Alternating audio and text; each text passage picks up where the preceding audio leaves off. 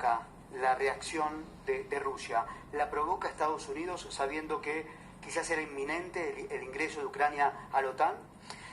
Lo que está sucediendo es la continuidad de una guerra que empezó hace 10 años, en el 2014, con un golpe de Estado dentro de Ucrania y con la persecución sistemática de los rusos dentro de Ucrania. Ucrania es un país muy grande, tiene 44 millones de habitantes, muy similar a la Argentina. El 60%, entre el 60 y el 70, hablan ucraniano, el 30 y el 40 hablan ruso. De todas formas, ambos idiomas son parientes y se puede entender entre ellos, pero todo lo que es el este, el Donbass, la zona del este que es limítrofe con Rusia, se sienten identificados con el espíritu ruso, incluso con la religión ortodoxa rusa. Para darte un dato, hace 14 años empiezan a perseguir a la ortodoxia rusa y hace 4 años Ucrania decide hacer una iglesia ortodoxa ucraniana para negarle la identidad espiritual que tiene más de 1000 años, ¿no? Otro elemento histórico, porque no se entienden los conflictos si no se entiende la historia. Si la historia explica este conflicto. Un segundo elemento clave es Rusia, ¿dónde nace? Rusia nace en Kiev.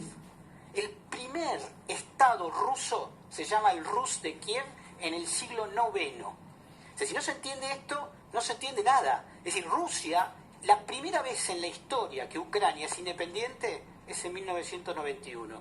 Del Rus de Kiev se pasó al Imperio zarista, de la cual Ucrania era parte, y después a la Unión de Repúblicas Socialistas Soviéticas, de la cual Ucrania era parte.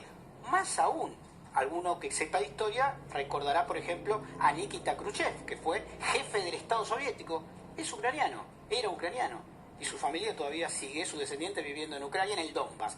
En el Donbass, donde empezó esta guerra, ya mataron 15.000 rusos en los últimos 10 años. Estamos hablando de las regiones separatistas con el ejército de Ucrania. Ahí hay una guerra. En realidad empezó paramilitarmente con un grupo nazi llamado el batallón de Azov. Nazi porque portan las SS, digamos, portan las esvásticas, etcétera, que empezó a perseguir a los rusos. Es decir, hay un tema histórico ahí que tiene que ver con la Segunda Guerra Mundial que es clave también, y que lo explico cortito, chiquito, que es muy simple. Cuando la Alemania nazi entra por Ucrania en el año 1941 en la Operación Barbarroja, un montón de sectores ucranianos nazis se suman al ejército nazi. 2 oficiales del ejército nazi ucraniano son declarados héroes nacionales por la Ucrania separatista en los últimos años, en una ofensa, en una falta de respeto y en una humillación a un país como Rusia, que perdió la mitad de todos los muertos de la Segunda Guerra Mundial. Por eso Putin dice, vamos a desnazificar Ucrania. Hay un elemento clave histórico que hay para entender esto. Eso te quería preguntar y por eso venía como levantando la mano, Jorge. Porque por un lado tenemos a Putin diciendo concretamente no solamente que hay que desnazificar Ucrania, sino acusando a Zelensky y a la población ucraniana pro-occidente de neonazi.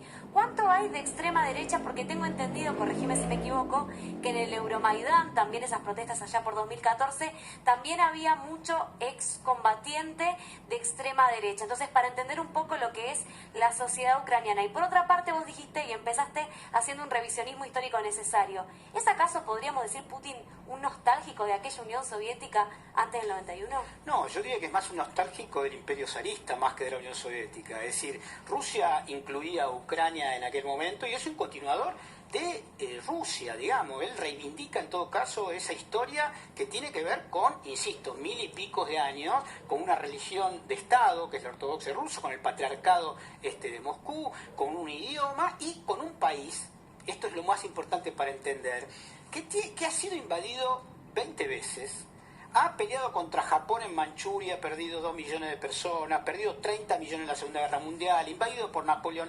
Y lo que está pasando acá, hay 2 elementos claves. Lo primero es esta historia que estoy diciendo y la persecución de los rusos. Que es muy importante lo que es clave. digo, ¿eh? No, es que si no, no se entiende nada. Es que, ¿qué hace Putin? Está defendiendo a los rusos que están siendo perseguidos, por eso hablo de genocidio. Hay tumbas comunes en los últimos 10 años en el Donbass, en estas 2 repúblicas, en esta zona del este, en Lugansk y Donetsk, efectivamente del este, donde se han declarado independientes. Eso es importante porque ¿qué pedía Putin? ¿Qué pedía Rusia? 2 cosas: dejen de perseguir a los rusófilos que hablan ruso y denme la garantía de que ustedes no van a ser parte de la OTAN.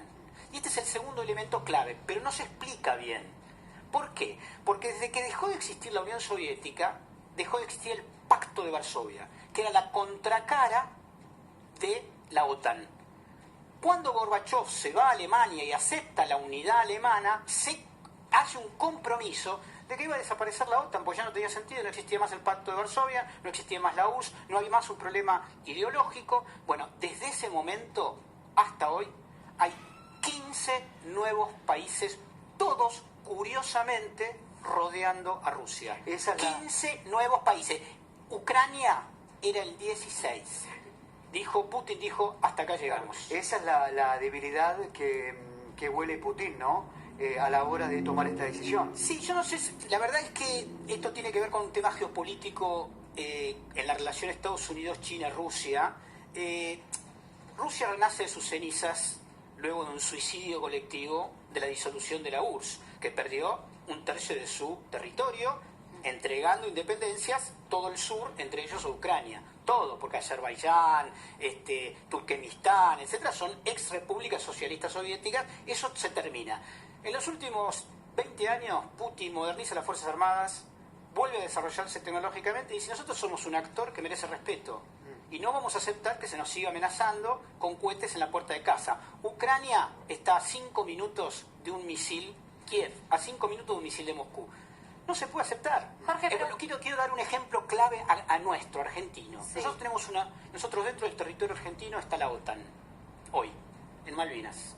Un país miembro de la OTAN, que se llama el Reino Unido de Gran Bretaña, está hoy acá en el sur. Hay un país en América Latina que es socio de la OTAN, se llama Colombia.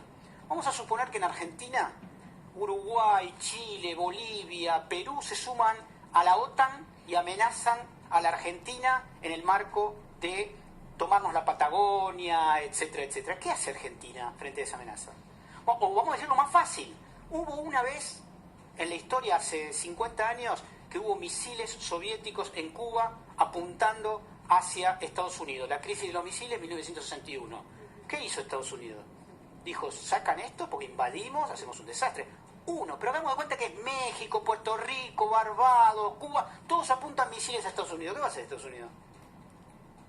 Entonces, Bien. lo que no se entiende acá es que estamos hablando de un país que no tiene 250 años como Estados Unidos. Bien. Es un país que tiene 1200 años, no tiene día de la independencia porque nunca tuvo que independizarse de nadie.